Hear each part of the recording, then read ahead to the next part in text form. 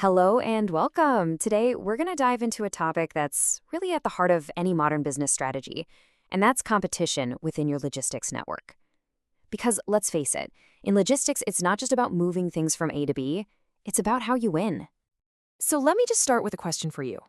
When you look at your supply chain, all of it, your shipping, your warehousing, the entire operation, what do you see?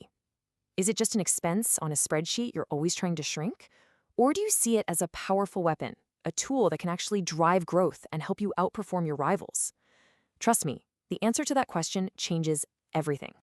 Because here's the honest truth. The structure of your logistics market, whether it's dominated by one big player or it's full of healthy competition, that's not some abstract economic idea. It has a direct, and I mean measurable impact on your profits, on the quality of service you deliver to your customers, and, maybe most importantly, on your ability to survive the shocks and disruptions that are just part of the global economy now.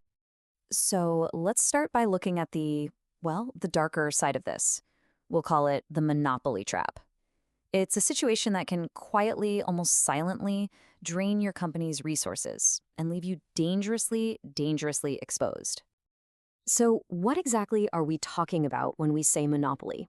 Well, put simply, it's when one provider, or maybe a tiny group that's acting like one, basically has you over a barrel. This could be anything: a single rail line that serves your factory, a dominant port authority, or maybe one giant warehousing company in your region. The result is always the same. You don't really have a choice. And if you want to see the financial damage, just look at this. It's pretty staggering. In the US rail freight market, which is basically a duopoly, rates have jumped up 43% since 2004. But here's the kicker. The carrier's own costs, they only went up 8%.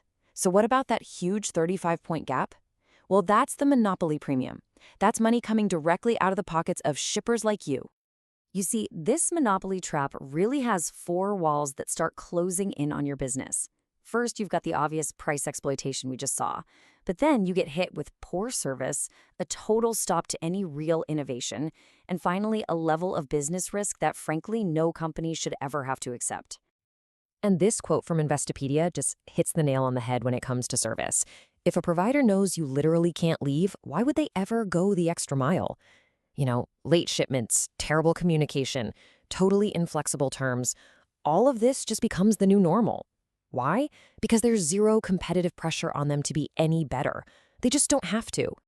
This same lack of pressure absolutely kills innovation. I mean, think about it.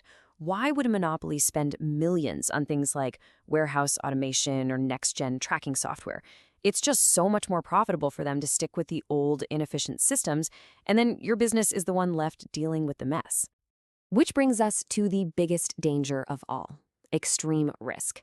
Remember back in 2023 when a potential strike by 350,000 UPS workers sent total shockwaves through the economy? Any business that was relying only on them was suddenly facing a complete shutdown of their supply chain. No backup plan. That is the catastrophic risk you take when you put all your eggs in one monopolistic basket. Okay, but enough of the doom and gloom. Because for every single danger of a monopoly, there is a powerful advantage that's unlocked by competition. This is where you flip the script and turn logistics from a liability into a true strategic weapon. I mean, just look at what happened when the US trucking industry was deregulated and opened up to real competition. Rates didn't just dip a little, they plummeted by around 25% in just a few short years. It's simple, really. When providers have to actually fight for your business, they're forced to offer fair, market-driven prices. And you know what? It wasn't just about the cost savings. A whopping 77% of shippers said that their service quality improved. Why? Because all of a sudden, carriers had to compete on things like reliability, flexibility, and customer support just to win and keep your business. Better service became a way to stand out. Competition is also the engine that drives innovation. Seriously, think about all the tools we just take for granted today. Real-time tracking? That wasn't just a given. FedEx pioneered it to get an edge on the competition. Hub-and-spoke networks, digital freight platforms, AI-driven routing. All of these breakthroughs were born from companies racing to out-innovate each other, all for your business. And finally, let's talk about resilience. Here's a great example. When the Kazungula Bridge opened up in Africa, it created a new, competitive alternative to a single ferry crossing that was this infamous bottleneck. On day one, traffic shot up by 224%, and it completely eliminated delays that used to take days. That's what having a choice does. It builds resilient, reliable supply chains.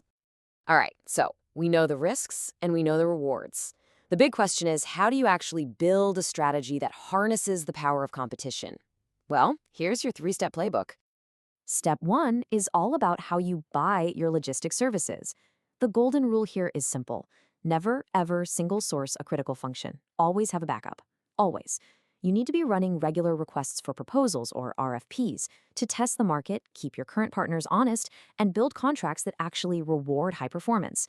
Doing this creates a constant, healthy pressure on your partners to always deliver their best. Okay, step 2. You've got to be informed. You need to know the market better than your providers do.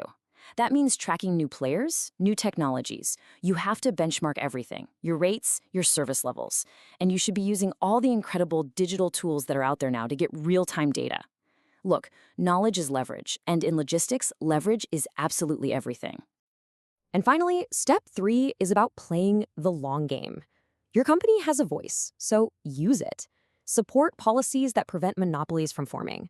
Advocate for those big infrastructure projects, like new routes or ports, that create more choices for everyone.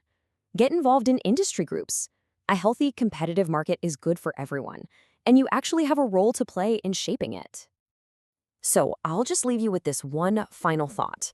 You've probably spent countless hours choosing your logistics partners, right? But the real question is, have you built a truly competitive strategy around them? A strategy that actively drives down costs, elevates service, and builds a business that can weather any storm. Because in today's world, that's not just an option, it's your strategic imperative. Thanks for watching.